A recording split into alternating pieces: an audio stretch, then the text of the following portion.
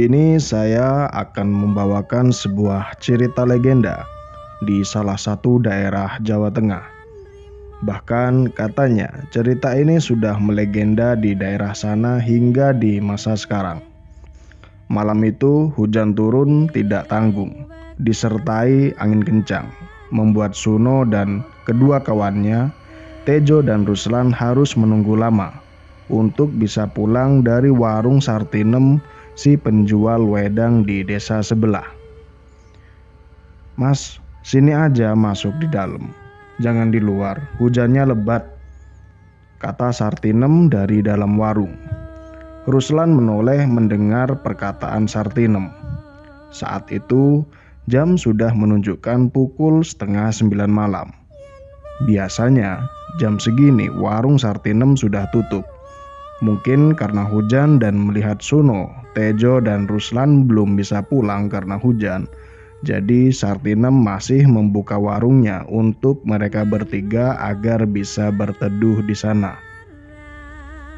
"Mas, siang tadi ada yang meninggal karena hanyut di sungai saat mancing. Kalian sudah pada tahu belum?" tanya Sartinem. "Apa iya, Nem?" "Iya mas, tadi sore rame di sini." "Terus gimana? Udah dimakamkan?" "Nah itu mas, aku sendiri nggak tahu. Harusnya sih udah, tapi kok nggak ada rame-rame ya lewat depan warung," jawab Sartinem bingung. Karena biasanya jika ada orang meninggal, jalanan di depan warungnya selalu dilintasi karena jalanan itu mengarah ke area pemakaman. "Kami tadi juga nggak ngelihat ada orang dimakamkan pas lewat pemakaman tadi." "Iya kan Jo, Rus?" kata Tejo. Ruslan dan Tejo mengangguk. "Ya udah ayo pulang, udah jam 9 lebih. Di luar hujannya sudah agak reda," kata Tejo saat hujan di luar mulai mereda. Setelah membayar semua wedang dan makanan, Suno, Tejo, dan Ruslan lantas pulang dengan sepeda ontel yang mereka bawa. Rumah mereka bertiga berdekatan, tapi jarak antara warung Sartinem dengan wilayah rumah mereka lumayan jauh jika ditempuh dengan sepeda ontel karena beda desa. Di antara dinginnya malam sehabis hujan, mereka bertiga mengayuh sepedanya melintasi tanah becek serta genangan air. Tak ada yang aneh yang mereka rasakan, karena mereka sudah terbiasa melintasi jalanan desa malam-malam. Tapi malam itu tiba-tiba muncul kejanggalan yang membuat mereka bertiga saling bertanya. No, suara apa itu?" tanya Ruslan pada Suno yang mengontel sepedanya di paling depan. "Suara apa ya itu? Kayak suara burung, tapi aku nggak tahu burung apa," jawab Suno. "Jangan-jangan Kromoleo," celetuk Tejo tiba-tiba. "Mulutmu nggak pernah disumpal rumput, Tahjo. Ini udah malam, jangan aneh-aneh," ucap Suno kesal kepada Tejo. Lalu lalang kendaraan atau orang-orang desa tak lagi mereka temui tatkala roda sepeda mereka yang perlahan keluar dari pemukiman warga dan berubah ke jalanan yang kanan kirinya diapit oleh persawahan. Di sini suasana gelap benar-benar mereka rasakan. Tak ada cahaya lampu yang menyinari jalanan. Mereka bertiga hanya mengandalkan cahaya seadanya dari bulan malam itu. Sampai di sini semua masih aman. Sampai jalanan persawahan berganti lagi ke pemukiman. Tandanya mereka bertiga baru saja masuk di wilayah desa tempat mereka tinggal. Akan tetapi suasana berubah tatkala ada bau kembang bercampur bau busuk muncul tiba-tiba di hidung Tejo. "Bau apa ini?" tanya Tejo. "Iya ini, bau apa ini?" sahut Ruslan dan Suno yang juga menciumnya.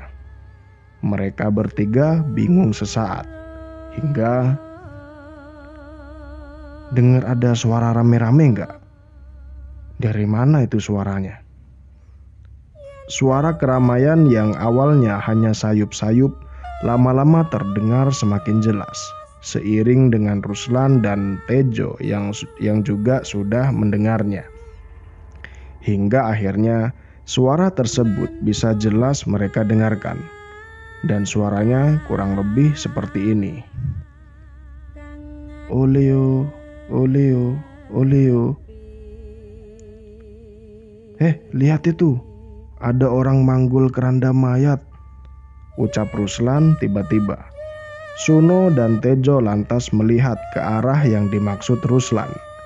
Di situ, mereka bertiga tidak percaya dengan apa yang mereka lihat. Bagaimana tidak, biasanya mereka mengetahui ini hanya sebatas dari cerita orang lain dari mulut ke mulut. Tapi sekarang mereka melihatnya dengan mata kepalanya sendiri. Tampak di mata mereka sebuah keranda mayat yang digotong oleh sekumpulan makhluk yang sudah mereka yakini bukanlah manusia, tapi berwujud seperti layaknya seorang manusia, dengan satu orang di paling depan memanggul tempayan di pundaknya. Kerandanya tertutup kain berwarna hitam, serta orang-orangnya mengenakan pakaian-pakaian lusuh dengan ikat kain di kepalanya. Wajahnya yang menyeramkan dengan matanya yang hanya putih tanpa kornea mata, seperti sedang terus menatap lurus ke depan sambil berjalan. Mendapati itu semua, Suno pelan-pelan memundurkan sepedanya hingga bersebelahan dengan Ruslan dan Tejo. Suara dari kerumunan itu terus keluar dari mulutnya yang jika mereka lihat ternyata hanya diam, tapi bisa mengeluarkan suara. Mereka bertiga hanya terpaku di tepi jalan sampai Kromolio si hantu pengantar jenazah itu melewati mereka semua. Keringat mengalir di tubuh mereka bertiga, walau malam itu terasa sangat dingin. Mereka bertiga hanya menundukkan kepala dengan tangan yang masih mencengkeram stang sepeda mereka tatkala rombongan Kromolio itu melintas di dekat mereka. Hingga saat rombongan Kromolio dengan keranda mayatnya sudah melewati mereka dan mengarah ke jalan yang mereka lewati tadi, Tejo teringat akan satu hal kepercayaan warga tentang siapa saja yang melihat atau menemui Kromolio ini harus mengikutinya sampai di ujung desa. Katanya, tujuannya agar Kromolio itu tidak berhenti di salah satu rumah warga dan akan menyebabkan penghuninya meninggal setelahnya. "No, Rus, buruan diikuti dari belakang," kata Tejo. "Kamu udah gila apa gimana? Ngajak ngikuti setan," jawab Ruslan. "Kamu itu pura-pura gak tahu apa gimana terus? Kamu gak ingat sama kata-kata orang tua di sini? Siapa aja yang ketemu sama mereka harus diikuti sampai keluar dari desa, agar gak ada bencana atau warga desa sini yang mati diambil nyawanya sama setan-setan itu," ujar Tejo sedikit kesal walau dengan keadaan takut. Dengan jantung yang masih berdegup kencang, mereka bertiga mengikuti Kromolio tadi dari kejauhan. Suara-suara tadi masih terdengar jelas hingga di telinga mereka. Yang di depan itu kok bawa tempayan, apa ya tujuannya? Tejo menggeleng, tanda jika ia tidak tahu.